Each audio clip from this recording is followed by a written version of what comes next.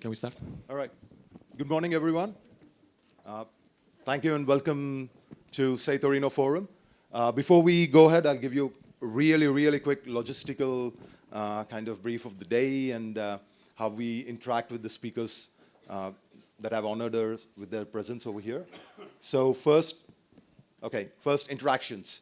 So the questions that you want to ask the speakers during the panels, before or when you want to stimulate a discussion, what you can do is first you connect to the Wi-Fi. You have the Wi-Fi password behind your badge, all right, if you don't have the Wi-Fi. And you can just go on to sli.do, Slido, and SEI Torino Forum. That's the password, and you can just start asking questions over there, all right? Or if you see a question that you might think is interesting or not so interesting, you can upvote or downvote, all right?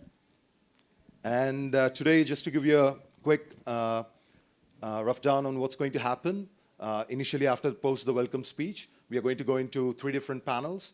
The panels are being organized in a way where we have, in each of the panels, we have one of the speakers coming from Europe, one of the speakers coming from America, and one of the speakers of European origin who has moved to America and had success over there. All right. When we are talking about Europe, again, we are not talking about European Union or Schengen. We are talking about the Champions League of Europe, for those of you who are familiar with, with soccer. And then we are going to close up with some summaries and then going on to the closing interviews. All right. So from 1 o'clock onwards, we are going to have a networking lunch right in the first floor, but this one I'm going to repeat again when we close. All right. And finally, sorry. Not yet. So, good morning, everybody. My name is Andrea Griva. I joined the Agnelli Foundation 2 years ago to work for the project related on entrepreneurship and innovation. And the Agnelli Foundation, as you know, is focused on education. And SEI, the School of Entrepreneurship and Innovation, who's organizing this forum, is one of the projects supported by the foundation. You will hear more about the SEI in a few seconds. Just let me tell you that during the break, the coffee break, even at the end of the forum, if you wish to learn more about the school, don't hesitate to ask Raghu, me, and the staff, and even our trainers who are wearing a white shirt with a sticker on it. They will be more than happy to give you details and context on the school. Let me just now start actually the forum, and I will kindly ask John Elkann, who is the chairman of the Agnelli Foundation, to take the floor. Thank you, Andrea. Welcome to everyone. Welcome to Torino. Welcome to the SEI Forum. We are in a place which is very close to my heart. This is the house of the founder of Fiat, Giovanni Agnelli, my great-great-grandfather, who back in the end of the 18th century founded Fiat, who then became one of the leading tech companies of that era. And his inspiration serves us in our business life and also in our philanthropic activity. The Agnelli Foundation, which is based here, is a leading foundation in Italy and in Europe on educational subjects. It thinks about education, studies it, and acts. So, for example, we did a lot of research on how schools should be, and we're now working in building a school here in Torino. As it turned 50 years old in 2016, and inspired by the founder of Fiat, we thought it was important to try and think how we could help to create more entrepreneurialism, more willingness to innovate in Europe. And thanks to a lot of friends and who are here today and have helped shape that debate, SEI came to life. And I'm very happy that SEI came to life and wanted to thank Andrea Griva, Raghu, Dialan, everyone who helped it come to life and organize the SEI Forum. SEI, the School of Entrepreneurship and Innovation, really wants to give tools to students here on how they can understand more the subject matter. And we believe it's important to create awareness and to give tools and to enable confidence in wanting to start companies.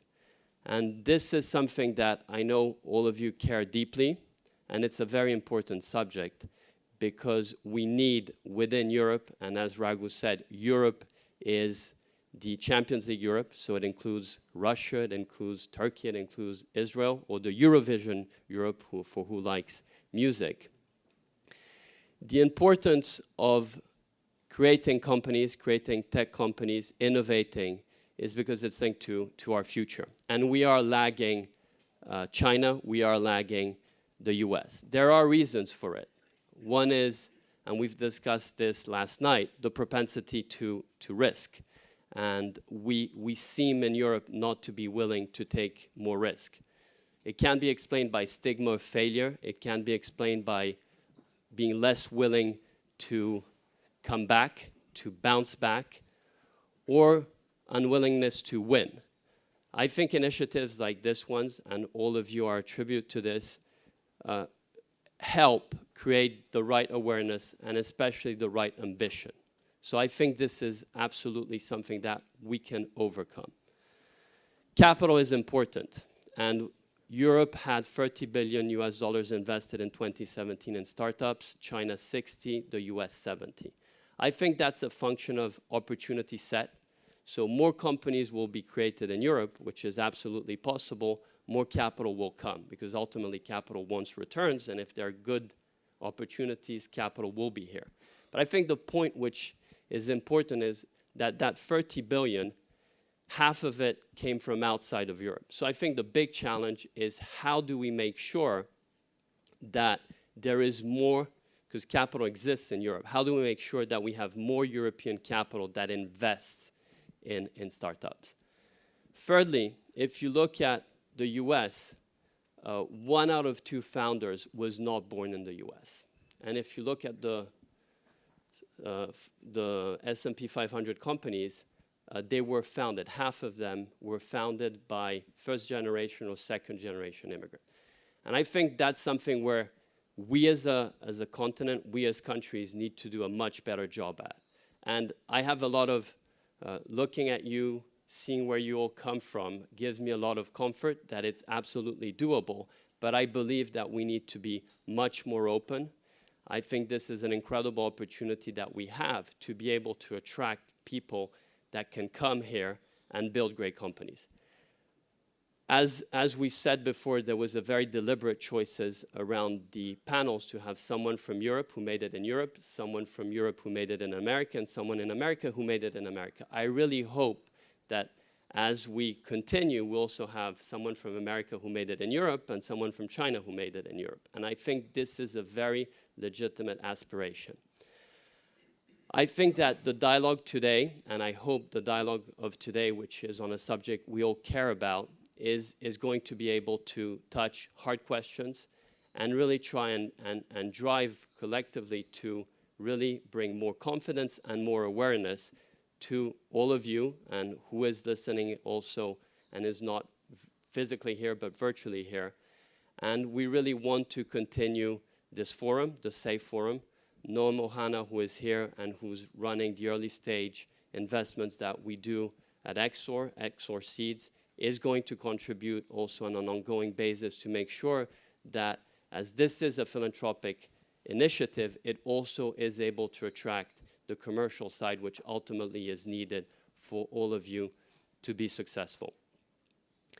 I think that one last point, which is very important, is that we don't only want to have founders. We also want to be able to have people who help founders. And I think one of the difficulty in Europe, and Europe has a huge advantage over the 20 top universities in the world in sciences and technology, 8 are in Europe. So very qualified people are here in Europe, come to Europe to be trained. And they can help founders, they can help companies. So we also need to be cognizant that it's not only about creating the ambition of founders to create companies, it's also helping founders attract talented people, helping them build great companies.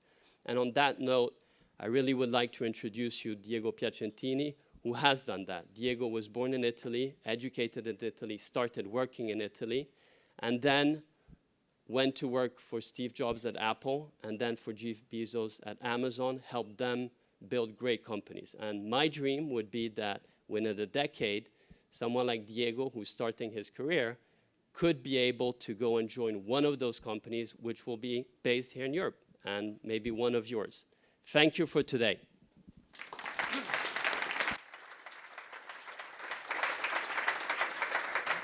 And after doing this, I don't know whether I've done the stupidest thing of my life, coming back and working for the government.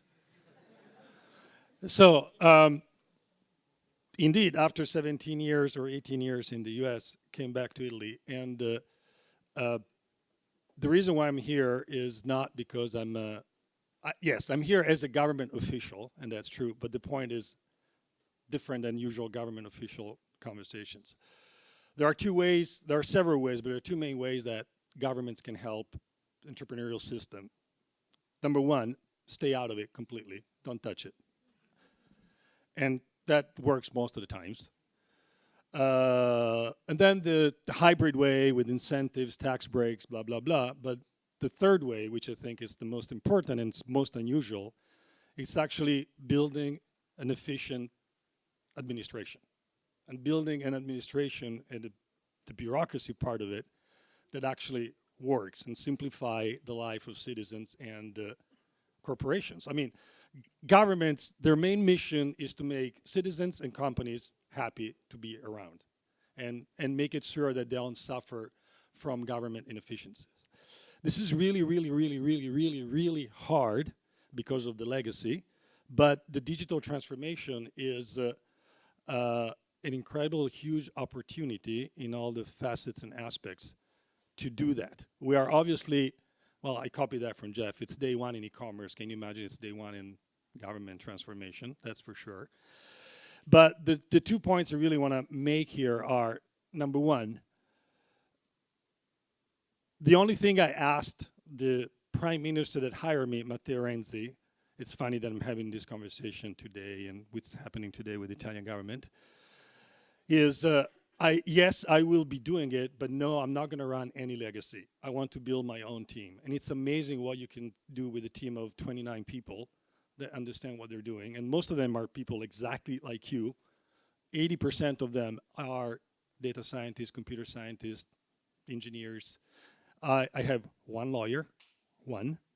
Usually the ratio is exactly the opposite. It's 29 lawyers and a couple technology people. And the point is that systems cannot be changed from inside. It's true, you know, maybe some biological system during thousands of years can change from inside, but not government. And I think the point I'm trying to prove here is that over time, we want more people like me and like those. And what we're doing is preparing, because you're going to be very non-productive if you come and work on a non-existing set of processes. So what we're trying to do now is build sustainable and replicable processes so that more and more this model can be replicated. And we can attract more people, and hopefully at some point of the stage of your life, you can decide you're going to work for your government, the Italian government, hoping that there is a situation like this. And believe me, governments and you might think it's really hard for us to do things. And by the way, you think right, because it's really hard to do things. You do not need to be easily frustrated. But you end up, by showing that you're competent, creating a community of public administrators that actually are following us. There are local governments, there are central ministries that are actually doing all the things that we've been putting together through the 3-year plan and the activities. But at the end of the day, this is the ending goal. I placed that in 2022 simply because it's far enough, but not too far. This is an app. This is an app, and this is an app we're going to be testing with 17 administrations and about 3,000 citizens starting this summer, where all the interactions with government can happen in one place. Messages, payments, documents, preferences, profile. We're working on building a set of APIs, coordinating hundreds of administrations, making sure that thousands of microservices talk to each other, making sure the software that were never built to talk to any other software does that. We're building everything in open source. It's a big dream. Chances of success are not really, really high, but I think they're higher than, building the next Facebook or the next Uber, but slightly higher than that. And my point is that also within governments, you can really have a dream and try to change things. I'm done with this. I just hope that the next government won't screw it up, and they will keep moving towards the right direction of doing what we're doing. And I wish you a great day. Thank you.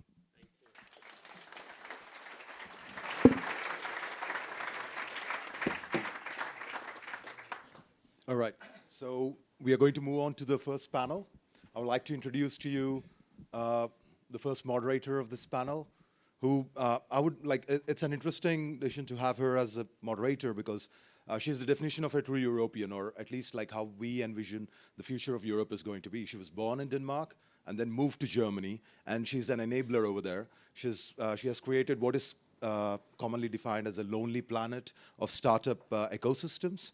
So they have built Startup Guide Berlin, Startup Guide Stockholm, and they're moving on to create similar startup guides for new entrepreneurs who are looking to kind of assess an ecosystem to get all the information in one place. So I want to introduce you to the moderator of your first panel, Ms. Sissel Hansen. Thank you so much. First of all, thank you very much for the invitation. If there is a subject I really enjoy, then it is to inspire the next generation of entrepreneurial leaders in the world, because we are somehow the future. But to inspire you, we have 3 amazing founders here with us on the stage. I'm shitty nervous because it's some incredible people, but we hope it's going to go really well. First of all, Alex Kapp. He is the founder and CEO of Palantir Technology. Welcome on stage. Palantir Technologies was founded in Palo Alto in 2003. And it's basically built software for governments and agencies around the world, which includes defense and intelligence agencies in both in the US and abroad, and companies in the energy, financial, and healthcare sector. Thank you very much for being here. The next founder is Daniel Ramat. Where is he? Daniel is the co-founder and CEO of VIA. And before joining VIA, you have kind of like crazy career. So he built supercomputers designed to discover pharmaceutical drugs for shore research. But you also have worked with the Israel Air Force on F-15, F-16. And further that, you have a PhD in neuroscience from Stanford. Crazy. The last one we have on stage here is Ricardo Sakuni. There he is. Ricardo is the CEO of King, co-founded in March 2013. The company has basically developed more than 200 titles, including the mobile game franchise Candy Crush. I think we all have played that once in our life. It has around 300 million monthly users, and you got sold for 5.9 billion in 2016. Welcome on stage. So, as it is here today, you can all kind of give questions. So I have 2. I have my own questions, then I have the Slido questions. So please put them in now, upvote, and then I'll try to take as many as possible. But as I started talking with some of you for a dinner yesterday and this morning, I think it's always good to break the ice. This is the first panel. We kind of set the tone for the whole event. And I think the most interesting thing to talk about when it comes to entrepreneurship is failure. Because failure kind of takes us out, we become naked and we become more honest. So I asked all these gentlemen to please one by one share the biggest mistake you have done that you have not spoken about public and how you fixed it. Let's go. It's a great question to start in the morning, thank you. So I think that as a premise, our business is based on failure. So I think basically I fail all the time, and I made many, many mistakes. But the important thing is that it's important to actually create a company where this is not only allowed, but it's part of the model. So we do games. We only know usually when we launch the game, whether the game works or not. And the biggest cost is to launch a game which is kind of stuck in the middle. It's not an amazing game. It's a worldwide competition. There are more than 2 million apps in the store, so you need to be really, really good. And so many of our teams actually fail. And me as a CEO, my target is actually to create the culture in the company. So when I fail, I have to say, I failed, I screwed up. And I screw up all the time. So I can. If you ask me about failures, I can start now, I finish tomorrow. Take one. Oh, so many. I'll give you one example. When we had to move to mobile, actually, first of all to Facebook and then to mobile, I thought we could bring our original business model, which was to have a portal where you would compete against others in hundreds of games in the same way also to Facebook and to mobile. So I did not understand at the time that it was actually the app, and the app was a single game, not a portal. And some people were telling me from my team, yeah, we should do actually, I think it's an app. I said, no, let's try first this one. So it was a mistake. But the good thing is, since we have a culture of testing and trying, we tried actually this and the other model, and then the others were right. It might be that starting to play Candy Crush was my biggest mistake, because I became addicted, and it is probably the root of many other mistakes.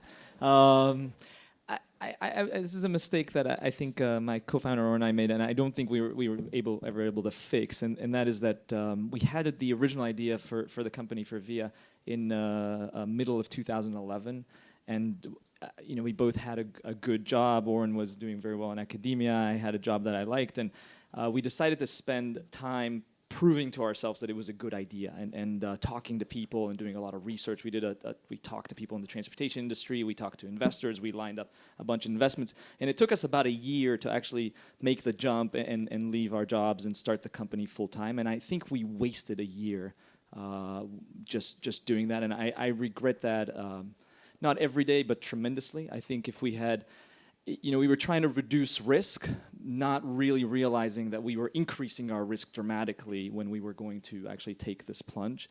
And I have very little advice for entrepreneurs. I have an N of 1. I have no idea how this works, but this is one thing I feel pretty strongly about, is that if you have an idea, you feel passionate about it, don't tell yourself you need to do a lot of research. Just go try it and get into it, and that risk management is actually a much better approach.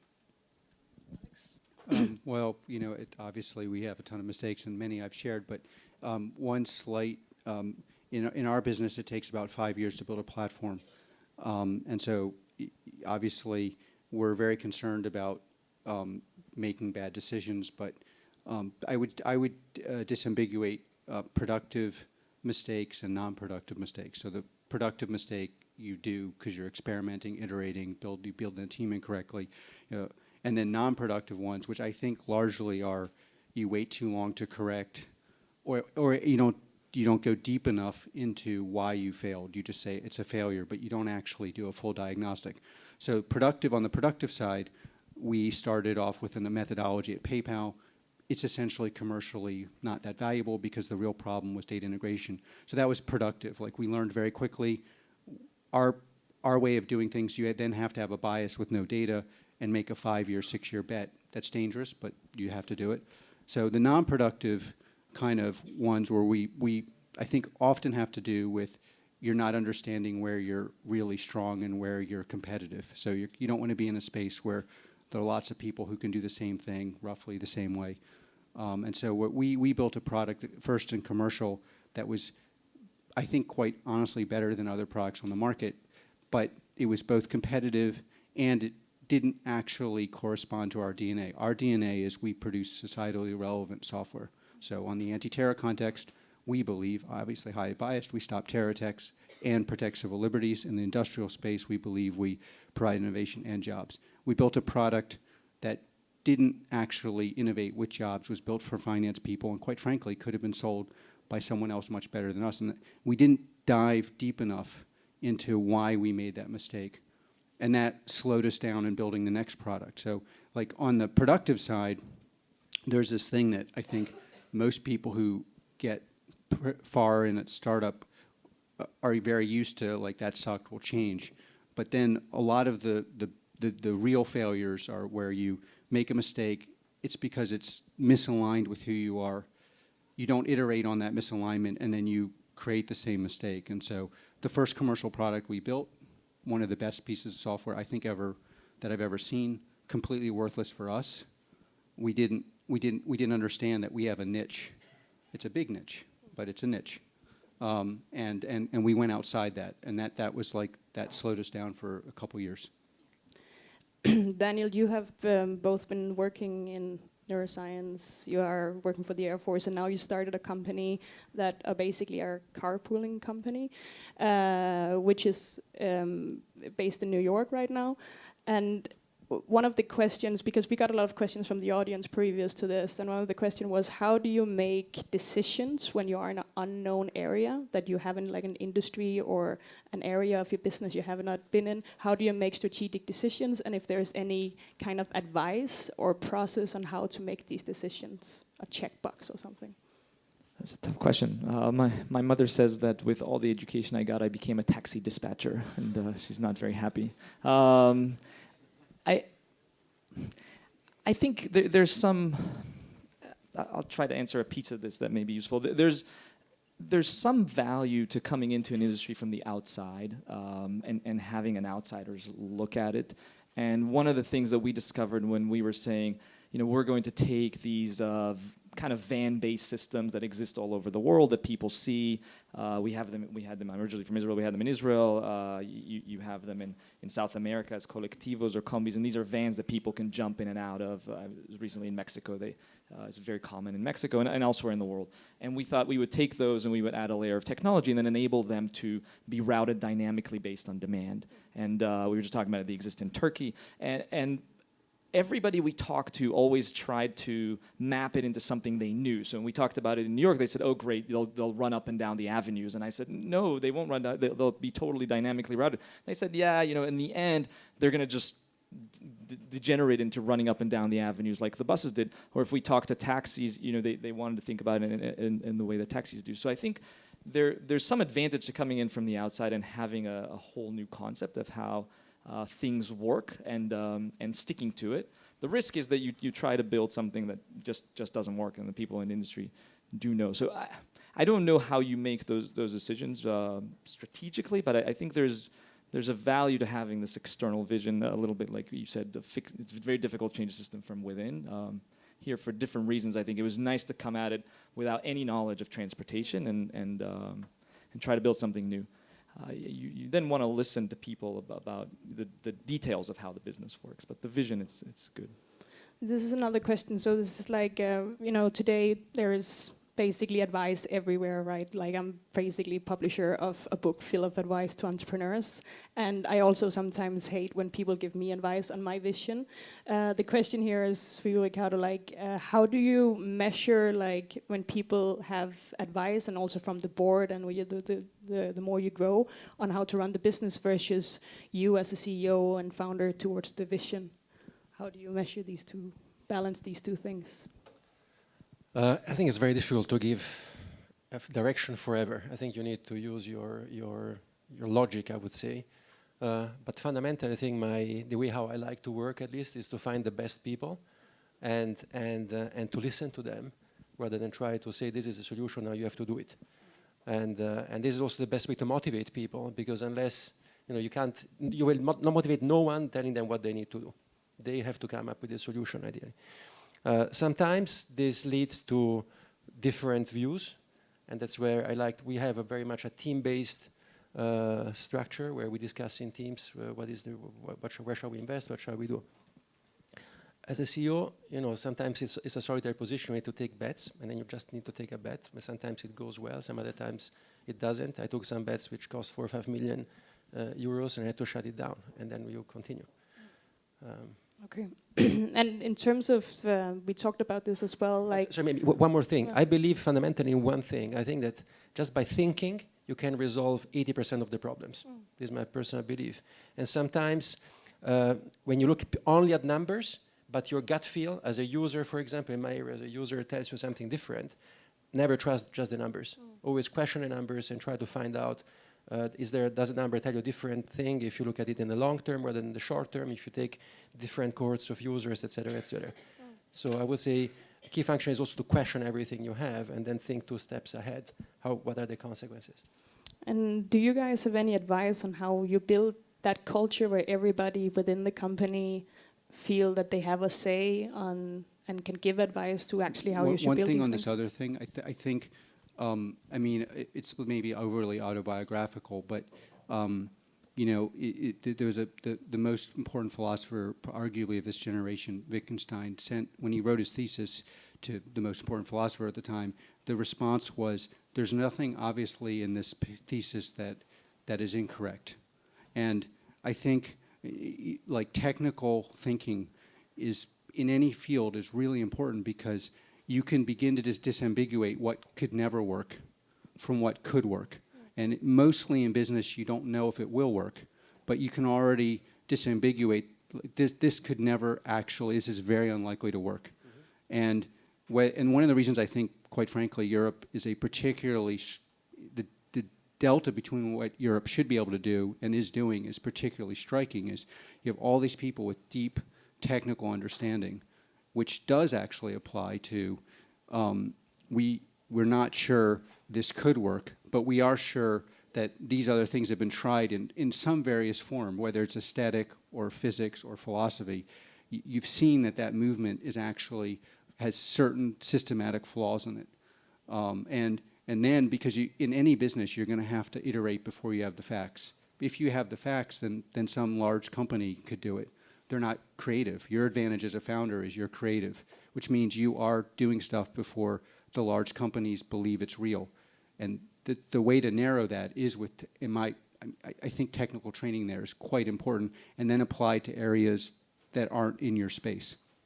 So how do you create that kind of culture within a team? You say like where everybody kind of have a culture that are risk-willing, and that, you know, you say that one of the reasons is that we think about what we cannot do, but instead of thinking what we actually can do. How do you create that culture in your company?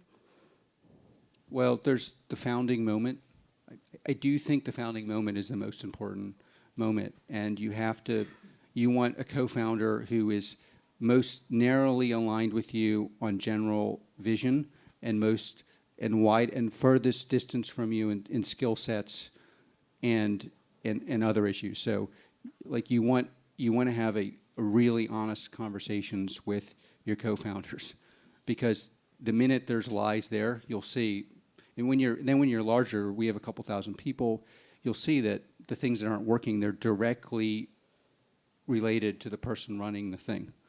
It is very, very specific to, the most important thing in my view is you get a co-founder, co-founders that you disagree with on everything but not on core principles. And that flows into your dialogue. And by the way, I do think, you know, like there I see real advantages, say in Germany and France over America. Okay. How come? Or just because in German you can say whatever you want. No, the response is going to be you're an idiot, and then you keep going. Okay, interesting. Sorry. I was going to comment about I don't know if this is exactly where you're going, Ricardo, but we started the company. One of the first people we hired was an old friend of mine who was working at McKinsey, and he came in and he said, you know, we're going to create a culture that's very data-driven. I said, of course, you know, of course, everything is going to be data-driven. He said, no, I don't think you understand. We're going to create a culture where every employee has access directly to the database, to all the data, and we use tools like Tableau and Alteryx to enable that. And we're going to train every single operations person, marketing person, what have you, to be able to access the data and run their own queries. We're not going to have a data science team that you go to and say, hey, can you check for me if the users are responding in this way? Everybody's going to be able to ask and answer their own questions. And so we've been trying to do that, and I think for the most part have done an okay job at it. But what it's created is that a lot of times when we want to do something, everybody is analyzing data to no end and creating the numbers and it's sort of created a little bit of a shift in a direction that I'm not sure is that great either, where people are not willing to rely on their gut. And and sometimes data can be extremely misleading. It's messy, it's dirty, it's partial. You don't have the whole picture. You're looking at some short-term effects. You're not thinking about the long-term effects.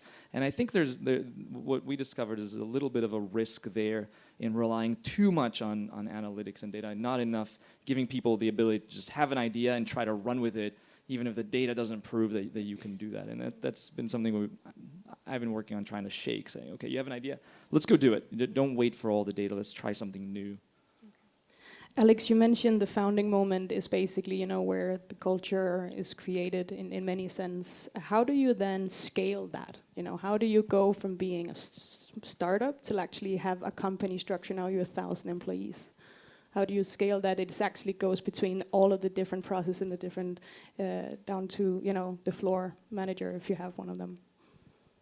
Well, it's hard, and I won't claim that we've always been, where most of our failures are not actually around scaling that. But, we work with hundreds of organizations, and then you see that the ones you admire, the floor and the people at the top understand the same data and are working off the same page.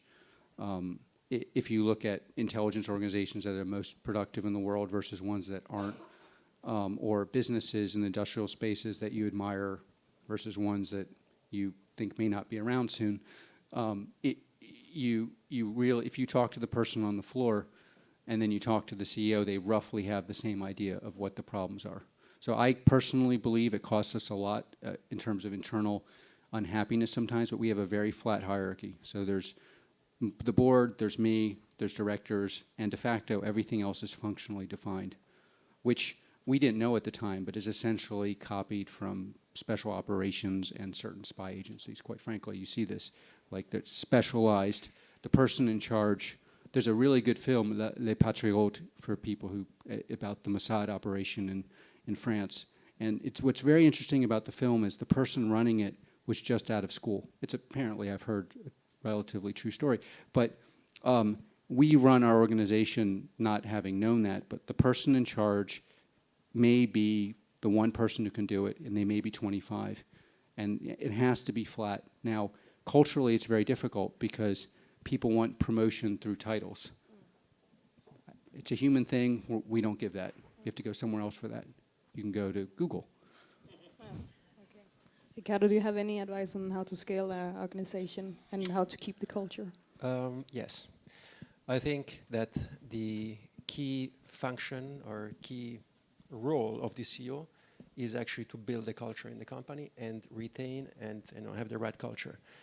And the reason for that is what I say to everyone who joins, to all the people who join, we do always a meeting, is you guys will create the culture of the company. So everyone who comes after you will look at you to say, actually, this is how I'm supposed to behave. Now, if you as the CEO of the company expect others to behave in a specific way, but you don't do it yourself, it's like, it immediately doesn't work. So just to give you an example, when we started the company, and also after we started growing, we kept that if I need, for example, if the milk is finished in the fridge, I go down and get the milk. And if there is something, if the desk is, after a meeting, is dirty, I take my cup, I bring it to the kitchen. This is a simple way of creating culture. Now, let me tell you another thing which is important in terms of culture. This is one, how to behave. The second one is the level of ambition. I found, and I would love to hear also your thoughts, we're now 2,000 people, we started, we were 6, we had to grow really fast at a specific point in time. I found that the more, as soon as you are over a specific size, usually size is 20, the company becomes more, in brackets, political. So that's why I think where you have immediately to break any kind of political, and this means, political means fundamentally for me, not talking straight. Basically not telling what is the truth, not putting things. And then as a CEO, you have to come in and say, look, let's put the cards on the table. What do you think? This is what I think. And then you can have a proper discussion. And the other thing is, I think the level of ambition, the bigger you become, the lower the level of ambition becomes. Because the risk of failing is much bigger than the chance, opportunity of succeeding. And that's why you continuously need to work and increase the level of ambition, creating, at the same time, a culture of trust, where if you fail, you're not going to get fired. Interesting.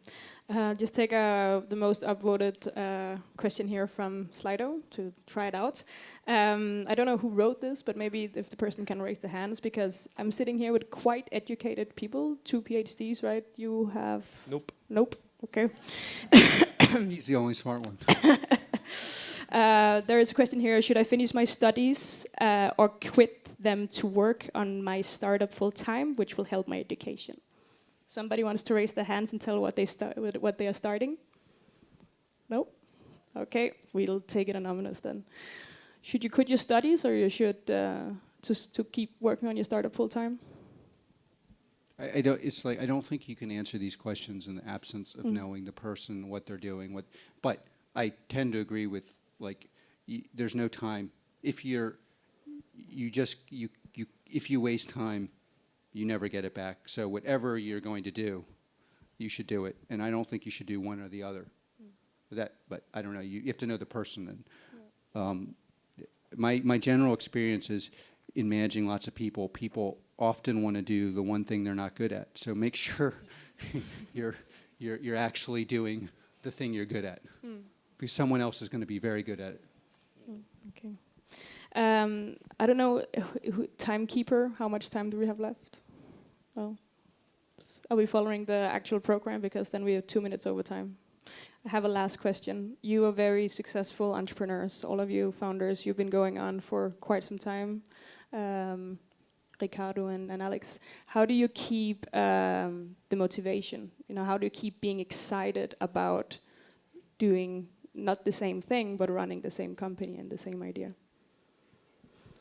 Never running out of ideas. Having basically ambition. Ambition has to be high. You always have to have ideas on how to get there and have the people you enjoy working with. I tend to disaggregate subconscious and conscious motivation. So my conscious motivation is I really believe that democracy will not work if you have terrorism, too high terrorism, or too low civil liberties protection, or if you don't have jobs. And I think then I'll be one of the first people to be hanged. I don't want to be hanged. So that's the conscious motivation. Subconscious, I have 2 parents who are among the most talented people I've ever met and aren't very successful. And so I like managing people just like that, except for they should be successful.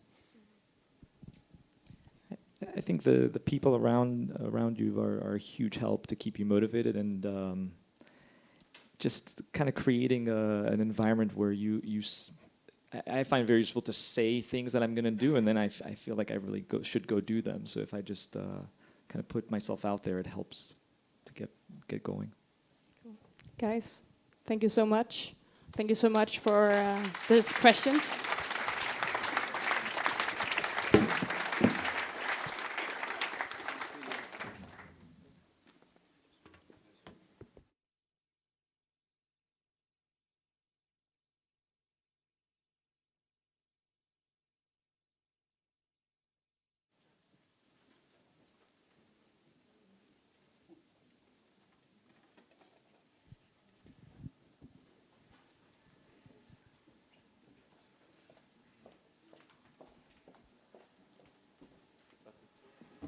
Thank you. Well, it's time now to open the second panel, and I would ask Paul Lewis of The Guardian to reach me here. Paul is associate editor for tech at The Guardian. Is that correct? Yes. And previously, he was the bureau chief in San Francisco, and previously you were also correspondent from Washington. Is that correct? Yes. So I'll leave you to present your guests, the panelists. You'll have to give me a microphone. Thank you. I'm going to sit over here and begin right away, because we only have 45 minutes. So I think we all want to sort of get stuck in. First of all, Xavier Niel, can I invite you to the stage?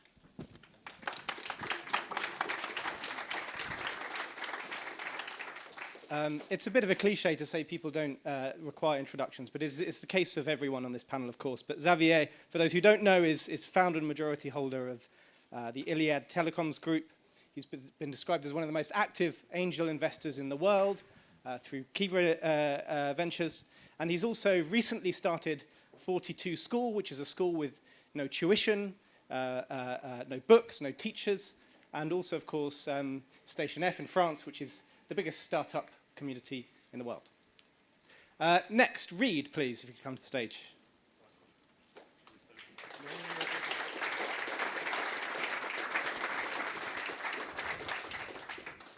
Reed was co-founder and executive chairman of LinkedIn.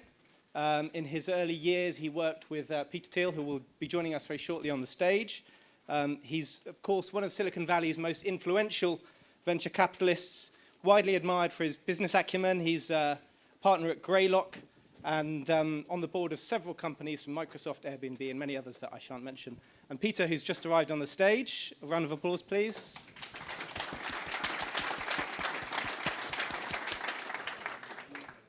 Co-founder and chief executive of PayPal. He was also a co-founder of Palantir with Alex. He has been involved in many different venture capital entities in Silicon Valley, but most famously, of course, probably Founders Fund. And he has been paying students $100,000 to drop out of college and instead pursue their business ambitions. So, Peter, welcome as well. So I figured that given we're here at the sort of founding of a school of entrepreneurship, a good way to begin the conversation would be to ask, is entrepreneurship something that you can teach? Peter, I'll begin with you. Well, I think it's a very difficult subject to teach. So I think there certainly are certain aspects of founding a business that are repeatable. There's certain mistakes you shouldn't make, and so I think there's maybe 30% of what it takes to found a successful business can be taught. Like how do you split the equity among the founders? How do you raise capital? There's a lot of procedural things.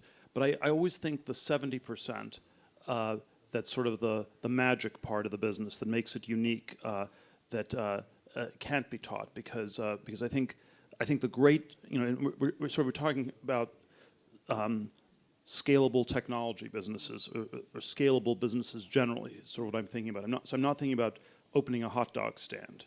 So I think that definitely can be taught, but that may not be the sort of business that you actually want to start. And so the kind of scalable business I think will at its core do something unique that nobody else in your city or country or world or school is doing. And so it's in its nature something that's very hard to teach, and because education always is backward looking, it teaches things about the past. It can even be quite counterproductive. Tell us, if you can, the thinking behind your fellowship, whereby you pay people to drop out of college, and I think, as you put it, that to people who want to build something rather than sit in a classroom, and you're sort of encouraging them to do this. Some people have found this controversial. Explain to us why you think it's a worthwhile enterprise. Well, we never say stop out of college. We drop out of college. It's just stopping out of college. So you can in the U.S. you can always go back. You can go back 5-10 years later if you would like. We've had about 20. It's been about 20 people a year. We're now in the 8th year of the program. Maybe 20% of the people have actually gone back to college, and then the others have started companies or gone on to do other kinds of things in Silicon Valley.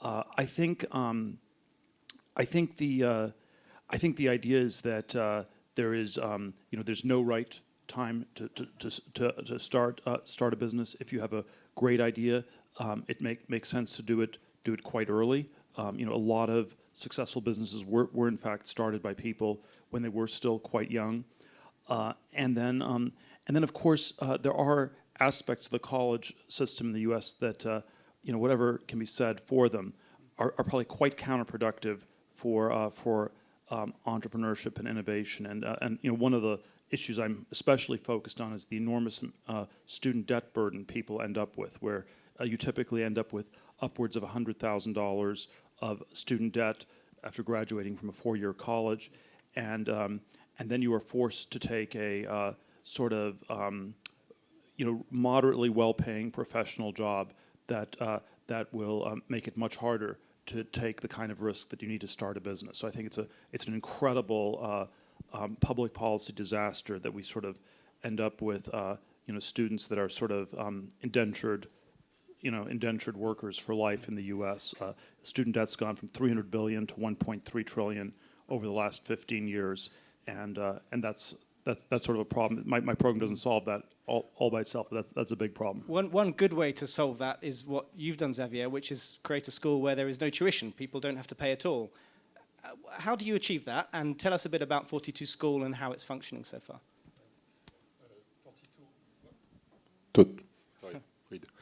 42 is a school in Paris and now in other countries where you can go and you learn only one thing, how to code. And the idea was, if you know how to code, you can have a job and you can create if you have a good idea, you can create your own company, your own job. So this was the two ideas. So in this school today in France, you have 3,500 students. It's a 3 years program.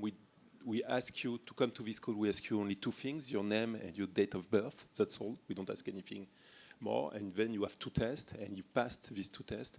You can go in this school, and the school is totally free. You have no teacher, which is another thing. But the school is totally free. You have no tuition.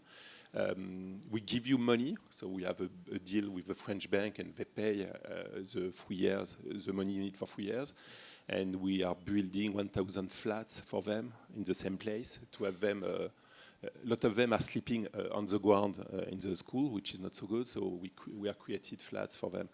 And at the end, we have the best coders, not computer science, the best coders in the world. But the way it works, you don't have any teacher in the school. So it's peer-to-peer learning. The students are learning by themselves. It's the way we learn to talk, to speak. We learn by talking with our parents or with our brothers, sisters, and this is the way it works. So you learn by exchanging with other students. But it's packed because it's I don't know, 40,000 square foot building in which you have 3,500 students. So it's kind of packed, but it creates a great energy. And you've recently opened in California, right? So you have one in California, one in Belgium, one in Ukraine, two in South Africa, only for women. And how have Americans many countries, one in St. Petersburg. How have Americans taken to that unique idea of free education? Yeah, at the beginning it was very complicated. It's in Fremont. It was very complicated because in the US, people usually think that the school is free. If you have no tuition in the school, it's a bad school. So, or you have a trick. So it means you have a trick. Okay, I will have to pay for the dormitory, or I will have to pay for the parking, or I will have to pay for something. So they thought that it was not a real thing, so it was tough. But so for 1 year, we had only 1,000 students. It was small, and now it works. So for the next, we have a selection process called la piscine in French, sorry. It means you take 1,000 people for 1 month and you ask them to work for 450 hours. And in France, we have 70,000 applications a year. In the US, it was more 5,000, but now it's okay. And for the next piscine, I think we have 1,300 students for 1 month. So it works.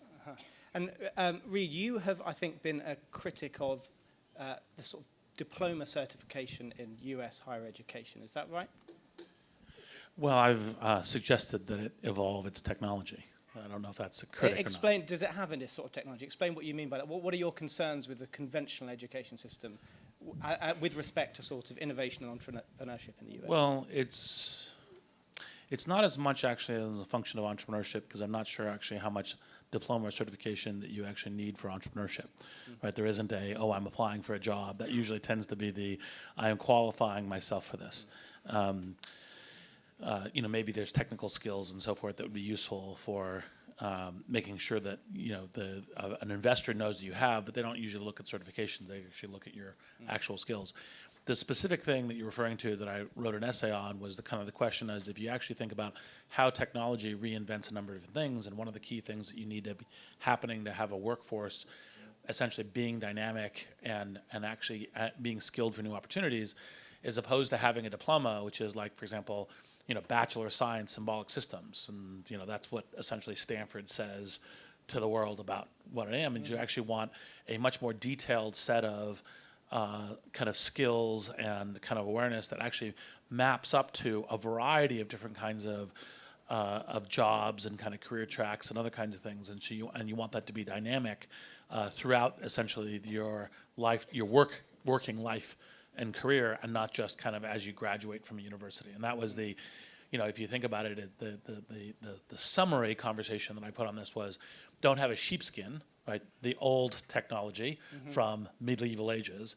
Actually, in fact, have a modern active digital profile, which is being contributed to by many authorities as you go through your work life. Irrespective of the education system, is there? Talk to me a bit, if you could, Peter, because I'm thinking of you because you are relocating from San Francisco to LA, both your home and some of your businesses. Is there an advantage to geographical place? It's long been assumed that Silicon Valley is, where all the capital is and where all the talent is, and other people will struggle to succeed elsewhere. Is that still the case? And tell us why you're moving to LA. Well, this is always the very big question: is what's made Silicon Valley work? What's made it unique? And it's hard to answer because it's sort of we have a sample size of really. There's just been one Silicon Valley historically, and you can it's not really, you can't really do scientific studies when you have a sample size of one, but the kinds of answers that I think have been broadly correct is that there's something about the network effects that's been very powerful. We have critical mass of entrepreneurs, of people who've started it, the ideas, the capital, and so it's sort of been a place where things happen. There's a talk I gave it, and Reed was on this panel. We gave at Stanford University in early 2005, and the question was, where would we find the next Google? And at the time, it was a search problem, but you couldn't type it into search engine. It was a student audience. They all wanted to know what's the next Google we can go work at. And I told them there was a 50% chance the next Google was within 5 miles, within 8 kilometers of the room we were in. And you just had to knock on a bunch of garage doors and figure it out. So it was still not that easy, but I was reducing the surface area of the planet by a factor of 1 million, and you had to just go find it. I would argue it turned out to be Facebook.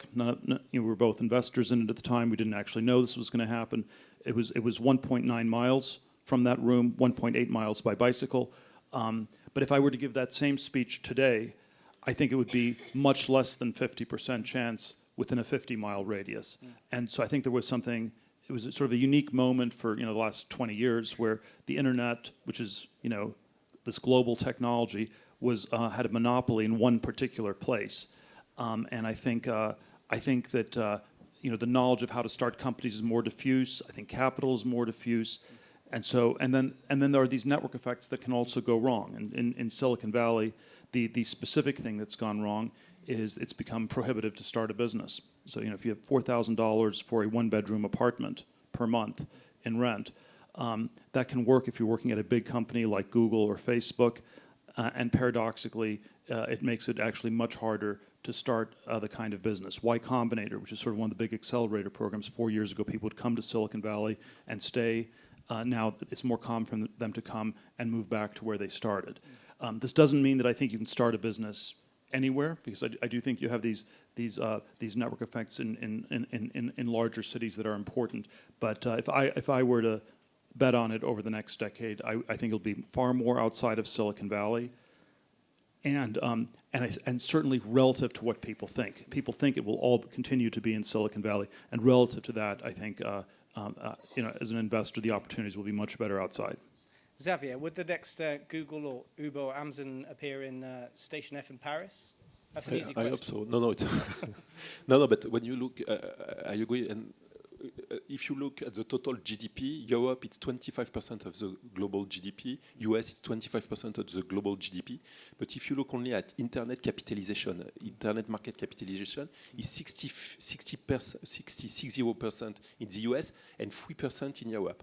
And if we want, I'm a European, I'm a French guy, and if I want to, for my kids and for my family in the next 50 years, if I want them to stay and to live in a part of the world which has the same level, you need to create this kind of new company. You need to create some internet companies, because today's internet companies will be the bigger. They are already the bigger group in the biggest company in the world. But we need to have this kind of thing. And the idea was to create a place somewhere in Europe, in Paris. And with other initiatives, you have good one in Turin, Torino, I don't know you say in English, a good one with other people in Munich, in München. So, but you need to create in Europe places where you can create this network effect. So the idea was to create in Paris, to buy old abandoned old Wideway station and to build inside this thing a place called Station F, where you have today more than 1,000 startups there. It's physical, they are in the building, they are inside the place, where they can work together and where they can create or try to create a big company, a big startup. They can stay only between 6 months and 1 year, so they have to leave fast. But what we wanted is to create a network effect, not only in this place, but in Paris. In Paris, I think we have, I don't know, 50 or 60 incubators, but we needed something big to have many companies coming in this place. And for the time being, it's pretty successful because we have 25% of the company in this place, which were created outside of France. Some in the US, but if you are you have a startups in the climate world, it's complicated to stay in the US, so some of them moved to France. But and something great also, we have 40% of the startups in this place which were created by women, which is completely the opposite of the usual world in the tech. I don't know if you know a lot of women who are tech entrepreneurs. Xavier, so can I ask, is that something that you have sort of insisted upon or created or induced in any way, or has that just happened organically? Yeah, but the place is managed by women, so maybe it helps a little bit. So it's managed by a girl named her name is Roxane Varzen. She was born in Palo Alto and she moved to France. So she has the entrepreneur culture, and also she wants, I think, to help women. So it's maybe it helps a little bit. Yeah, and I do want to speak about diversity slightly later in the panel, but before we do that, Reid, one of the questions that's popped up at the top of this list sort of relates to our discussion about geography and place, which is, why is Europe, quote unquote, lagging behind US companies in technology? Why do you think that is, and why are there so many more unicorns in the US and China than there are in Europe? Look, I think that's probably most people in the room know these set of factors, but there's obviously deep talent bench here. There's actually a lot of invention and innovation and thinking. The singular market isn't as much of a singular market as it thinks. It tends to be broken up. You generally need a lot more flexibility with talent and labor that generally happens in many European countries. And then the other kind of portion of this is you actually need to generally be able to kind of ask for forgiveness versus permission. And there tends to be like, for example, within the US, change is, if you say, oh, it's going to change, people inherently think that's going to be good. When I encounter that in Europe, it's usually, oh, is that a good thing or not, right? And so they're kind of regulating that sort of change. And so I think all of those things are factors. Now, the interesting opportunity, both, as kind of Xavier was mentioning and everything else, is that there's so much deep talent here, it should be a solvable problem. But obviously, because that deep talent's here, that means that the structural challenges to make it work are hard. Peter, what do you think about the reasons, we were speaking a bit about this last night, the reasons why Europe may be struggling to compete with companies in the US, tech companies in the US and China? Well, the place I'm struck by, and this is if you have the 60% versus 3% market capitalization, it's sort of the failure to create these very large internet companies, which the market capitalization is dominated by the Facebooks, the Googles, the Amazons. If we actually go through the numbers, and the question is sort of why that is. It's maybe it's sort of like a fail. I want to say it's always this cultural failure of extreme ambition of so there's some risk aversion, but I think ambition is just not considered cool in Europe, and not considered socially appropriate. You're always supposed to downplay that, and so if you can be moderately successful in a startup, that's pretty good. And maybe you sell it when it's worth 30 million or 50 million, but the way you build an enormous business is that you never sell it. Now sometimes it's the right thing to sell the company, but the great businesses somehow have to keep getting scaled and scaled. The anecdote I always tell on the Facebook side was the single most important decision the company made was summer 2006. We had a $1 billion acquisition offer from Yahoo. There were 3 of us on the board. myself, another investor, Mark Zuckerberg. The two of us as investors thought we should probably just take the money. Full disclosure. Mark started the board meeting by saying, this should be just a 10-minute board meeting. It's just a formality. We have to say no. The two of us said, well, you should talk about it. You own 25% of the company. You're 22 years old. You'll make $250 million. Mark said, I don't know what I would do with $250 million.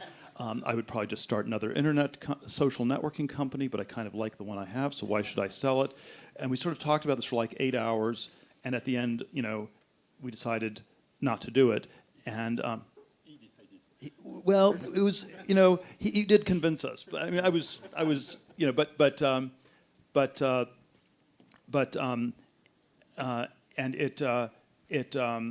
and then the rest is history. Yeah. And so I think that if you had this conversation in Europe, it would be something like, I can't believe they're offering us $1 billion. I will try not to be too excited, and that's sort of how the conversation would go. Do you not think that you talk about it almost as sort of a failing of sort of cultural ambition, but isn't it just a different set of cultural priorities? I mean, Europe may not have as many unicorns, but Europeans are healthier, they have better well-being, they're better educated, they live longer. Well, that's the way. I don't know if that's. You have to make the comparison: upper middle class Americans, upper middle class Europeans. I'm not sure it's that different on that level. So I think there are, I think those are slightly different problems on the U.S. side, but I certainly think that, and I think there's nothing wrong with those things, but they at some point do become an excuse. A work-life balance is a good thing. A work-life balance, probably not that helpful for entrepreneurship. And so it's, I always thought that Berlin, for example, was going to be a great place for innovation, and now I just sort of think it's the city people move to in their 20s to retire, and so that's probably not quite the right aesthetic. Amplifying the ambition point, I think that it would disqualify. I would not invest in anyone who is pitching me who emphasized that what they needed was work-life balance. And tell why is that? Explain that, because some people say work-life balance is good for success in business. It might be good for success when you're an employee at a larger organization. Startups, the metaphor I use is you throw yourself off a cliff and you assemble an airplane on the way down. And if you're thinking that this is a period where, hey, at 5 o'clock I go home and, I enjoy my game of tennis and, watch a movie and da-da-da. No. Like, this is solve this problem, and you're essentially the falling dead until you actually manage to assemble the plane. And so that is not a work-life balance. One of the funniest conversations I had was a former, not current governor of Colorado came by to say, hey, we want to create Silicon Valley in Denver and Boulder, and what we have is work-life balance. And I said, great, you can have all those entrepreneurs. They can all go be there. Yeah, okay. Xavier, is this fair? Are Europeans less hardworking than Americans in your experience? It depends. No, I agree, but I think you have a difference with the US, which is crazy. If you use a cab in New York City, the driver, he thinks it's possible for him to become billionaires. If you take a cab in Milan or in Turin or in Paris, he thinks that the country is not working and that everything is bad. So you need optimism. You need to think that it's possible to create something and to be successful, which is usually really the case in the US and not often the case in Europe. And if you don't have optimism, if you are not optimistic, it's impossible to be successful. So you have to create this thing. So it means you need example. You need to show that it's possible to be successful in Europe. And it's complicated because we don't have so many examples to show. But if you want to be successful, you need to be a hard worker. I'm so crazy when I go in Station F at midnight. So you have 1,000 startups. You go, it's midnight. You go in the place and you have 10 poor guys working. Okay, where are the other 5,000? Yeah. Well, and in fact, they are dancing or they are having a good lunch at the corner of the street. It's great, but it's not. I'm not sure it's the one in which you want to invest. Okay. One of the things, Peter, you mentioned was the success of the big tech companies. But one criticism I sometimes hear from venture capitalists or concern is that these monopolies have got so big that it's stifling. It's very difficult if you're a startup. You'll either be copied or killed or maybe acquired in your infancy or in your adolescence, and that is discouraging capital from entering the sort of world of innovation and entrepreneurship. Do you think that's a fair criticism? You know, it's always a two-edged criticism. Certainly, as a venture capitalist, it is always a concern, because I think the very big tech companies are still reasonably nimble, reasonably aggressive, and they've not slowed down as much as big companies do. Even Microsoft, which is perhaps the oldest of the big five, is actually still a very dynamic tech player. But I think the other side of it is that it's if you're a new company, you want to be doing something that's very innovative, very different, and maybe the ideas are too incremental. So I think big companies are better at doing incremental things. Small companies maybe are better at doing bigger innovations. And so if the idea set is just incremental, that may be a critique of the ideas rather than the big companies. The other thing in terms of entrepreneurs is companies have a limited set of really good focus. So for example, if you're coming and you're pitching, we're going to start a new search engine, and our search engine is going to really dominate on desktop or mobile, and you're like, okay, how is that going to work? Then that's actually in fact very challenging, and unless you have something that's a really unique idea, because Google, et cetera, is very focused on that. Now, that being said, so for example, one of the investments that Mike Volpe and I have made is a company called Aurora, which is autonomous vehicles, and even though Waymo has developed a bunch of good technology, we think that a team that is 100% focused on that and is doing that in the way that is idiosyncratically the right way for that to be built has a good shot. And so I actually think that it's mostly an illusion to say that it's the big companies as competition, which is the reason to wave off, because even when you have a good tech stack from a good company like Google, I think there's still an opportunity. It's only when you're like, you're going after the main thing from that one company where its size really makes a difference, then you're just being foolish, unless you have a really very unique idea. You mentioned just before a conversation with the former governor of Colorado who wanted to sort of encourage innovation and business in the state.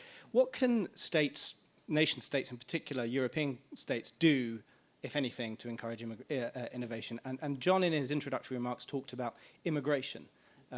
To what extent do you think that's a sort of significant factor, that governments should sort of encourage immigration because a corollary of that will be more innovation entrepreneurship? So I think it's absolutely essential to have immigration. Like one of the things that I've used to talk to a number of different U.S. mayors and governors and other folks about is that you've created a powerful entrepreneurial ecosystem when entrepreneurs will move there in order to do that, because entrepreneurs realize they've jumped off a cliff and are assembling an airplane on the way down. So they're willing to move to do it. Like the ones who are bold and so forth, Zuckerberg moved from Boston to Silicon Valley. They're like, let's actually, in fact, go to where I have the best possible chance at this very difficult game. And so what that means is actually, in fact, you have and it's by zone. So for example, if you're a software entrepreneur, moving to Silicon Valley is useful. If you're a movie entrepreneur and you come to Silicon Valley to do that, that seems to be a mistake. You should go to LA or New York or other places. I'm speaking within the US here. And so it's where is that network that best launches, supports, and one of the things to comment on the earlier things, the startup culture now exists in easily 50 to 100 places in the world, maybe significantly more than that. That is necessary, not sufficient. It's scale up. It's a network in order to get to scale as per the market caps. That's actually, in fact, what I think is the actually major interesting story about Silicon Valley. People still say the startup story of Silicon Valley. That's necessary, but now replicated in a number of different places. And that's the reason why I'm working on this book, Blitzscaling. It's coming out in October because it's the scale up and scale up at speed, e.g. blitzscale, which is the key thing. And tell us a bit about that. Do you think that blitzscaling, as you have coined this phrase, is something that is dependent upon governments that are supportive of that process, or is it something independent of that? Is it just something that you have to have the right management practices and business practices to achieve? Well, as Diego opened, the very first thing is don't get in the way. A lot of governments tend to get in the way, right? And that essentially restricts it. I do think that there is a variety of things that governments can do to help. Immigration, talent is one thing. A strong educational base for, making as many good opportunities to create the kind of skills of the future. So, great new universities, other kinds of things are essential to this. I think the speed and ease of which company formation. So there's an interesting book written decades ago within the US, which is called Regional Advantage by Annalise Saxenian, who basically asked herself this question about if venture capital was invented anywhere in the world, it was invented in Boston. All the things that you think apply to Silicon Valley are in Boston, technical universities, technical companies, venture capital invented there and so forth. Why did Silicon Valley completely outstrip Boston? Part of that's because when you get to the nuances of things like anti-competes in employment contracts, which you say, well, but that's part of intellectual property and that's part of what you should enable companies to do. But once you have that kind of blanket thing, the problem is that quells entrepreneurship. Because like I have an idea and I want to go, well, the big company is going to sue the small company on the anti-compete basis. That just kills a small company. Whereas in California, like enforcing anti-competes is nearly impossible. And that's a good thing for entrepreneurship. It gives you an example of the kind of things governments can be doing, because you're saying, well, we're going to enforce anti-competes. We're going to make it really easy for large companies to sue small companies. We're going to be doing that kind of thing. Well, you're killing entrepreneurship. That's essentially getting in the way. And that was one of the differences just within the US context between Boston and Silicon Valley. Xavier, do you think European governments are sort of encouraging innovation? So Europe, it's not only one thing. So it's a mix of lot of countries. Now, on the immigration thing, in France, inside Station F, you can get a visa in 24 hours. If you work in the tech world, you come in the place and you have a visa. You can come to France completely illegally. But if you have some talents for tech, if you have a startup, so usually you come not illegally if you have a startup, but if you come to this place, you get a visa in 24 hours. So I think the more you have the government in your business, the worst is the output. So we try to have them usually when I meet a ministry, the French president, or this kind of people in France, they ask me, okay, what can we do in France to help the country? And the answer is always the same. Please don't change anything. We need stability first. We need stability. And we don't want to have you inside our business. When we start to have you inside our business, it's a nightmare. It doesn't work. So we need to have them outside of the thing. We need to have great justice. We need to have army, what you want, this kind of things. Regalia, I don't know, you translate this French word, but we need this thing from them. But we don't want them to be part of an entrepreneur ecosystem. It destroys this ecosystem because you have the word entrepreneur and the opposite word is the states. So you have this is two most opposite words, and so if you try to mix them, you cannot do something. You cannot do anything.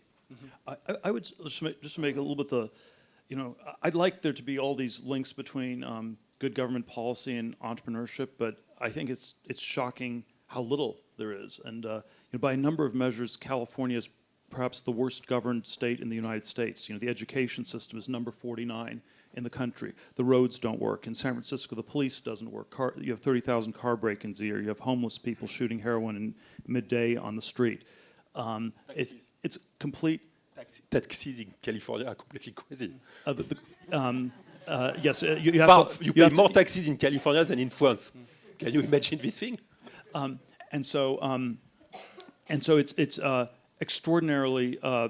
The tax rates are well north of 50% on income in California, or around 50% on income. It sort of works in spite of that. So that's always sort of a. I often think it's almost the opposite, where the network effects have been so good in Silicon Valley that it didn't. That you could have an extremely dysfunctional government, and it could be like this tax. And people had to pay the tax because they had to move to Silicon Valley, and you didn't have, and so it sort of worked in spite of it. There's obviously also lots of immigration in and around Silicon Valley. What do you think will be the effect of the US government's restrictions on immigration? Well, I don't think the high talent immigration policy has changed. Well, it has. I mean, the Department of Homeland Security are trying to remove, for example, the entrepreneur visa, which is a startup visa, which is a visa that allows people who have VC funding to spend 5 years. Well, let me push back on a slightly different level. I think that it's not always quite clear how much it makes a difference for the large scale entrepreneurs that we're talking about today. So it's true immigrants are vastly overrepresented among small business owners. Although you also have to remember a lot of small businesses aren't particularly good businesses. If you look at the very successful businesses, they're often much more started by people who are in some sense know the local networks and are insiders in different ways. So, there's always sort of like my biography. I was an immigrant. I moved to the States when I was a year old, was born in Germany. And so it's sort of an immigration story. But then you could also say it's a super local story. I grew up in San Francisco, Silicon Valley from 5th grade onwards. I spent 7 years at Stanford. I was there in the 90s when, the tech boom happened. And so I was somehow super close to the network. The politically correct biography I would always give is the immigration one. But I think it was also sort of an insider story just as much. And something like that I think is true of a shocking number of the successful people. So we should be honest about the biographies. Well, except that, look, Zuck moved from Boston, Pierre moved from Boston, Larry and Sergey from different areas going to Stanford, and kind of connected. So it isn't as local as you're suggesting. It's quite. I think if we look at how overrepresented Stanford is on the entrepreneur side, that suggests it's shockingly local. No, actually, there is a positive local effect, and I'm contesting your specific theory that the scale is grown in the local. I would suggest you're underestimating the scale of the local effect, and this would just be the Stanford versus Harvard dichotomy, which is extraordinary. How much it mattered that you went to Stanford versus Harvard, and we were lucky that we were fortunate that we picked Stanford. I'd like to say it wasn't a matter of luck, but that's probably not entirely true. But if you could just tell me what you think about the U.S. government's decision to sort of rescind the startup visa, which was an Obama administration executive order that would have allowed more entrepreneurs to access the U.S. I don't think it's a good thing, but I don't think it matters as much as you think. Because of all the reasons I just gave. Okay. Peter, you've sort of talked about blitzscaling. I'd like you to sort of elaborate on that slightly, because I think one of the questions that keeps coming up on my iPad here is, what's the key for companies that want to move very quickly from startup to sort of credible mid-sized companies? What's your answer to them in a sort of condensed way? People can buy your book from October, but if you can give us a quick preview. Well, you said Peter, but do you mean sorry, Reed? Reed. I did mean Reed, yeah. I was like, your book in October would be very interesting. I'd love to read it. So the key thing, part of the parallel with blitzscaling, which obviously is a parallel to this term blitzkrieg, which is actually coined by a British historian. It wasn't actually, in fact, an internal German term, is how do you essentially do the absolute minimum things in order to get to scale as fast as possible? So the parallel from blitzkrieg was previously military discipline was advance only as far as your supply chain. Blitzkrieg was go as fast as possible, get to a strategic location, and have enough ammunition for one battle. At halfway point, you'd have to make a decision to go or turn around, because if you went and lost, you lost terribly. You just lost everything. And so there's a very similar parallel to the set of things that are going on to building these very scale companies, because frequently you raise a ton of capital before you actually really know your user acquisitions or your unit economic costs. You actually, in fact, are working out a bunch of things that may actually work in the kind of whole market as you're going. You're constantly reorganizing. You do not have a personal an MBA operationally efficient infrastructure in terms of how you're operating, because you're moving at super fast rates in order to realize this kind of scale opportunity. And there's a set of management techniques, a set of financing techniques, a set of go-to-market, and you're trying to figure out how to do that as fast as possible. And so, for example, some of the earliest ones within the first internet boom was, well, let's make customer service email only, right? Let's operate that way so we can move to scale and then be dealing with that in a kind of an efficient queued system, which is less than what customers want. If you ask most customer service, they want to be on the telephone for it. But you're going to do that in order to be able to move fast, in order to be able to scale fast and not be overloaded by what essentially would be a customer service call center. And so those are the kinds of things that we detail in some amount in the book, and then kind of working through stories of companies and then kind of deriving principles. Xavier, we've had quite a few questions about the social impact of entrepreneurship and innovation. How do you measure that? And how important is it to you when you're making investment decisions? When you make an investment decision, you don't think about the global thing. But no, what I like, it's if you want to change a country, if you want to change a city, you need entrepreneurs. So you need to create this ecosystem in the place where you want to change things. So it means you need university, you need many startups, kind of a network effect, and you need money. So when you have these two things, and you have some people thinking to change the way a place or location is working, you can create something. Peter or Reid, does it matter to either of you whether startups promise to change the world, to use that cliche? It used to matter.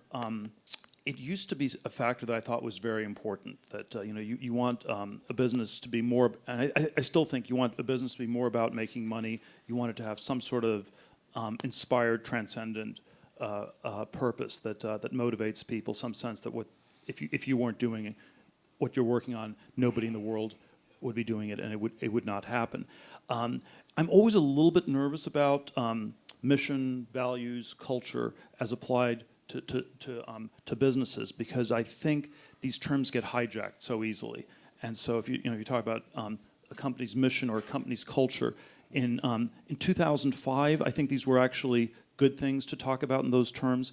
In 2018, these have become euphemisms that mean often the exact opposite. They're the sort of words that the HR department will use if it has the most dysfunctional HR practices imaginable, or something like that. And so there is something about these things that's both correct, but then they get hijacked almost all the time in my experience. And so I think the culture and the mission that I would like to, that I always just go back to, is just, do they have an idea? Are they going to succeed? Are they going to win? Succeed, and according to the metric of financial return. But whatever metric, yeah. But starting with financial return as a VC, yes. Yeah. Are you going to win? I like ideas and I like winning, and. You sound like Donald Trump. Reid, do you have a sort of measure? Sure about that. Do you have a measure outside of financial success? Well, look, as a professional venture capitalist, you're trying to create massive value businesses. And if you're not creating massive value businesses, then the likelihood you're going to succeed on a mission in a commercial world is also much reduced, right? So, because when you actually have a seriously valued business, you have the resources to invest in hiring the incredible talent. Like, this is an interesting analysis. Like when you compare, for example, these new world tech companies to traditional companies, the market capitalizations, PE ratios, et cetera, allow the new tech companies to pay a ton of money to new talent, like, for example, AI, machine learning talent, et cetera, in order to keep investing in that future. That's important if you're going to realize a mission. So I actually tend to think it's a bit of a false dichotomy to say business or mission. You actually want both. Now, part of the thing that you want in a mission is, I think the strongest companies have we are all in service to the mission, right? Now, yes, part of the mission is a amazing business. That matters, right? And if you're like, oh, I don't care about the business, I only care about the mission, it's like, no, then the likelihood you're going to succeed on the mission is a lot lower in this sphere.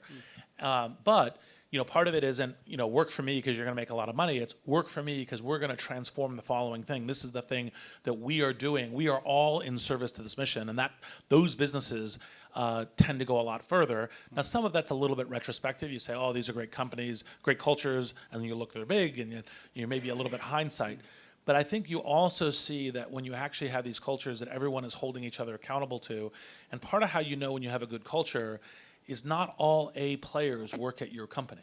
It's people who have a particular kind of magnetic alignment with that culture. Sometimes it's a team sport, sometimes it's high engineering IQ, sometimes there's a whole stack of different things. And I think that culture in alignment with that mission is part of what makes the super great companies.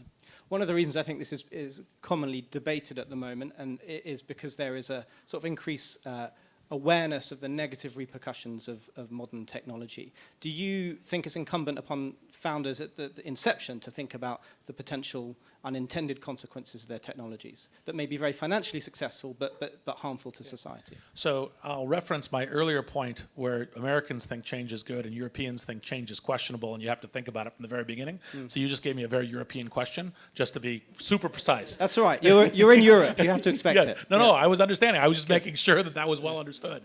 So I think that you should always be thinking about, look, how does this work out to being a good thing? I think the various early stage entrepreneurs should be taking the big risks, trying to figure out, is this something that could actually really work, have a really positive upside? Should not be overly worried about the downsides or risk or putting a whole bunch of energy into it. It doesn't mean they shouldn't be thinking about it. But if, for example, you're saying, well, I'm going to start this new kind of internet service, and what I'm going to spend the first year doing is making Fort Knox on the data so that no one can access the data, and I'm not working on the features that consumers are going to love, you're going to fail spectacularly. Right? So that's a terrible idea of way of going about it. Now, you should be thinking, well, ultimately, I need to be protecting the data as we get to scale. I need to make sure that people feel protected, feel transparent, feel in control. I'll need to be building that as I'm going. But that's as I'm going to scale, not from the very beginning. And one of the things is to understand which ones are really desperate problems and which ones are, okay, that was suboptimal, you know, you kind of, like which one is a car accident and which one's like a scrape on the car.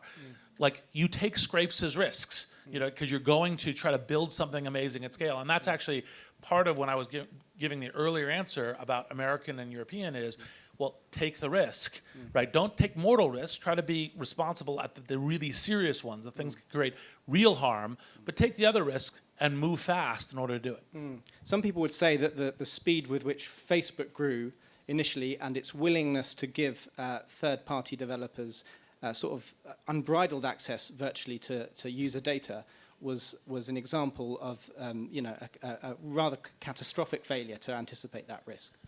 So, look, I think that Facebook, you know, in retrospect, you know, regrets that particular decision. You know, I'm speaking as an outsider. I think that the key thing is they said, look, we know that we ourselves have used this data to create amazing things that really have made a difference in people's lives. We want to give other entrepreneurs the ability to do that. So they had a good intent in terms of what they were doing. What they didn't factor in is, okay, they knew they had good intent, but there are other people out there who had bad intent and that they needed to guard against that. That was one of the learnings of the thing. Now, I would actually, as an outsider, contest how much that actually, in fact, you know, had a, you know, like say, oh, Cambridge Analytica, you know, stole 87 million, you know, kind of profiles of data, and then they use that for political hacking. And that was a problem. That was you know, that people didn't want to be participant in that. They didn't want that to happen. They felt, you know, as individual citizens, you know, you have to go do that. Years ago, even before the Cambridge Analytica stuff came to light, Facebook already started changing those patterns because they said, look, this good thing for the consumers is not coming out. We're worried about this, and so we're already, in fact, changing that pattern. That shift actually, in fact, was already in the process of happening. And so I think that was in the category of a regret of a mistake earlier, but, and maybe I'll end on this particular point for this because it's really important. Technology is dynamic. It's changing. So a classic, again, kind of governmental response is to say, well, we should set up the rules such that that would never happen. Well, if you're going to set up the rules such that would never happen, you're also going to block a lot of good things that should happen. The fact is you take a risk, an accident happens, and then you fix it is actually, in fact, a part of progress. And so keeping to getting the best possible interesting upsides is part of entrepreneurship and is part of creating the future. Mm-hmm. Xavier, you mentioned, did you say what percentage? 40% of founders, is that right, at Station F are women? Or yeah, 40, 40, which is very high. Crazy yeah. big. Not crazy good. Yeah. Okay. But just explain why you think diversity matters and why it has been proven so difficult for companies in the US to match that sort of gender representation. I cannot talk for the US, but what I saw in France, if you want to create a great startups, and which is great startups, maybe it's in Europe, it's you mix word, which words which are complicated, but you need to mix people who are completely different. If you have two people coming from the same school, same great French school, creating together their startups, they think the same way, and at the end you have something which is not a great company. But when you take someone coming from Africa, you mix him with a woman coming from Germany, and you mix them with a guy coming from a great French school, they all think differently, and you create something. And the best startups, a lot of great startups we have now in France, were created by students coming from 42.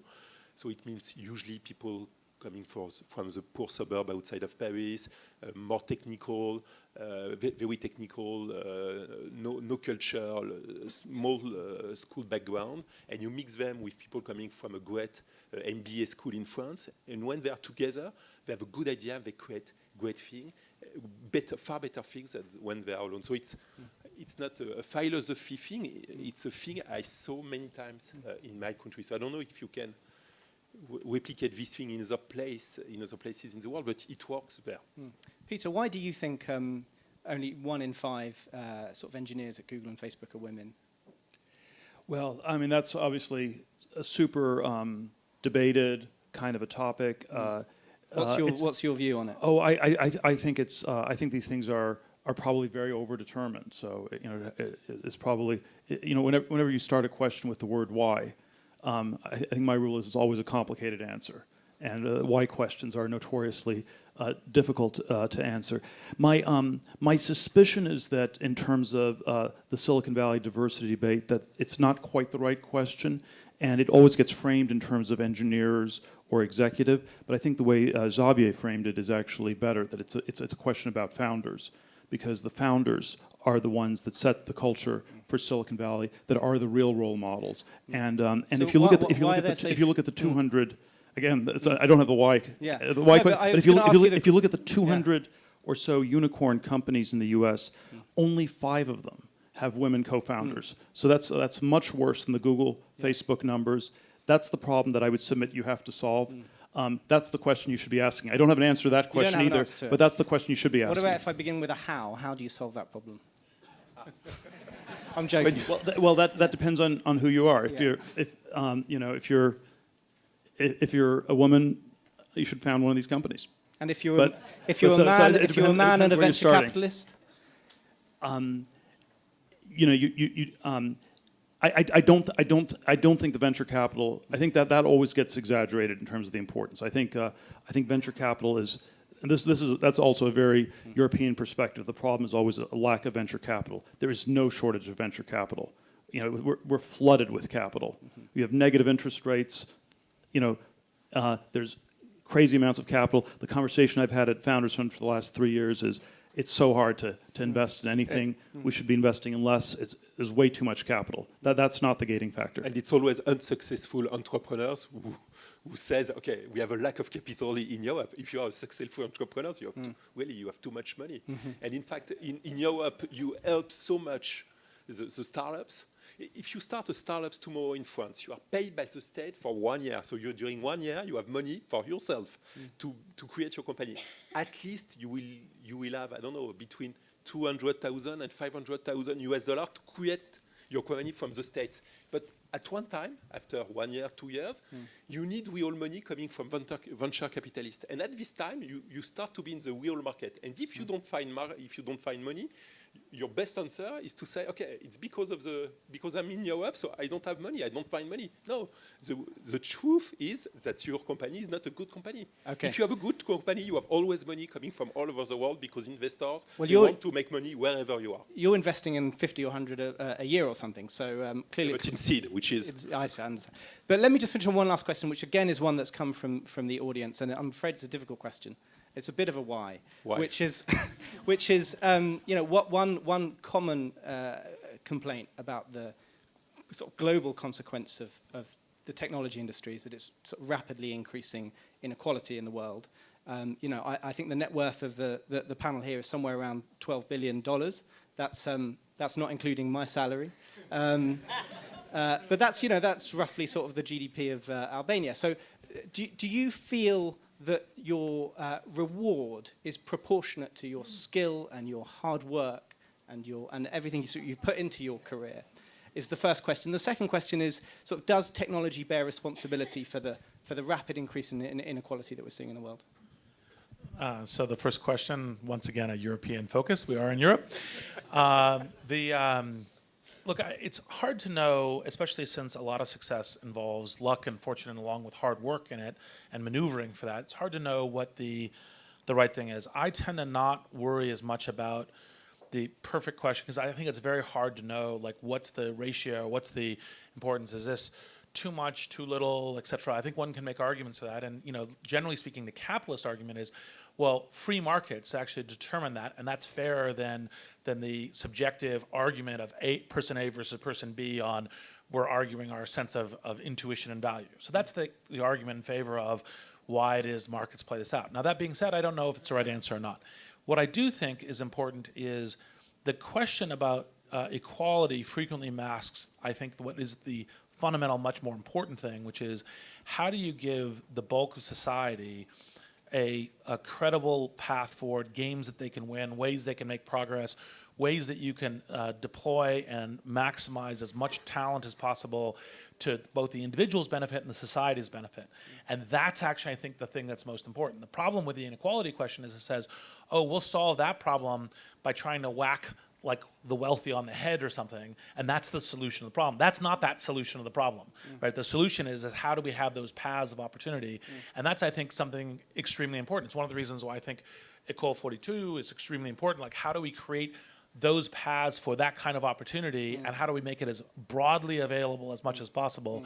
And it can't just be technical, because only a subset of the portion will have technical skills, but how do we do that? That's what I think the interesting question is. Xavier, do you think the net impact of the technology industry is increasing or decreasing inequality in the world? For me, being entrepreneur is a chance. It means it gives a possibility. It's a big change. 100 years ago, if you wanted to become a witch, maybe it's not a good measure of success, but if you wanted to have money at this time, the only way was to if you were born in a family where your parents have money, at this time you had the money to create a factory, then create a big company, and then to have a lot of money. Now, with entrepreneur, you can, with only a good idea, people who help you with few money, you can create a big company. So if you look at Facebook, Google, or I don't know which is, or Amazon, or any of these companies, there were one guy coming from a regular family, middle class family, who had the possibility, who had the possibility to create one of the biggest companies in the world. And so, for me, entrepreneur is a way of having new people coming in this kind of formal establishment. I'm going to maybe challenge a little bit the premise of the question. So I actually, even though inequality has gone up in our societies in recent decades, I think it's, again, why it's gone up is itself a complicated, multidimensional thing. And I always find it interesting how 100% of the explanation in these sorts of conversations seems to get blamed on technology. And let's just to give a two variable thing. It's more than two variables, but another variable might be globalization. And in fact, we use the words globalization and technology often quite interchangeably. And the one time we don't use them interchangeably is when we ask this question, where we never say that globalization causes inequality. We always say technology. And so I often wonder whether technology is simply a scapegoat for some of the real challenges we have from globalization. Now, this doesn't mean you should stop globalization, but I think if you ask the average person in the U.S. or Europe, they would tend to blame globalization much more than technology. If you ask someone like yourself, who's in the 90th percentile, they might blame technology much more than globalization. But I think if you ask them in the 50th percentile, they would blame globalization more than technology, and we should take that seriously.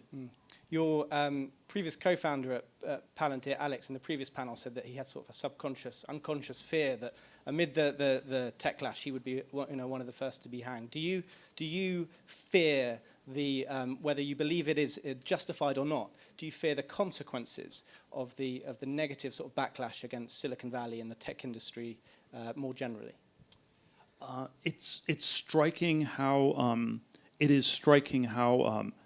how much it's shifted in 4 years. So I do think that's very striking. How it's how much more difficult it is to be on panels like this than it was 4 years ago.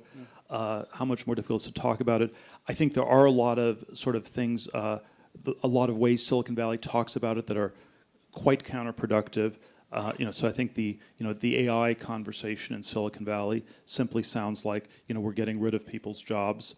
I don't think AI is actually happening in that way, but there is there are sort of all these ways that Silicon Valley talks about it that have been have certainly been extremely counterproductive. Mm-hmm. Okay, I think we've reached the end of the panel. If you could all please join me in giving a round of applause to the panelists.